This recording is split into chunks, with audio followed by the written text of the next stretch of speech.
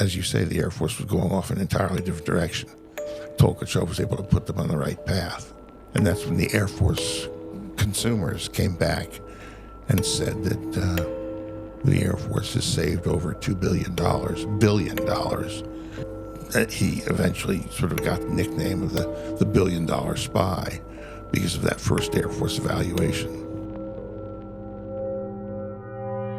But he was issued a 35-millimeter camera, and that's when he started really producing information.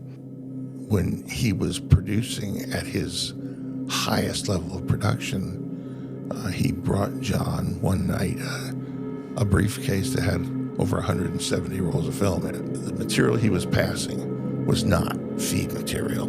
It was legitimate, and it was material that they would never get the authority to give it away.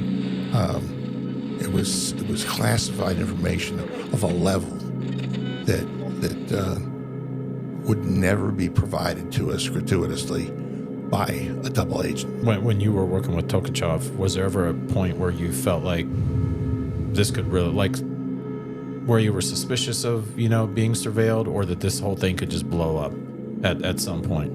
I finally went into this little park, like a little pocket-type park, a neighborhood park. And it was so dark in that park, I couldn't see my hand in front of my face. And I found a bench. I sat on the bench. And I just waited, and I waited. I figured they'd have to show themselves. They're not just going to give me this park for free if they're out there and I've missed them.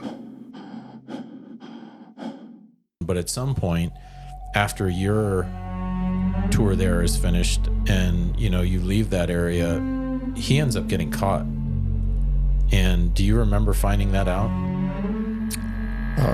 Yeah, of course. Yeah, I found it out. I mean,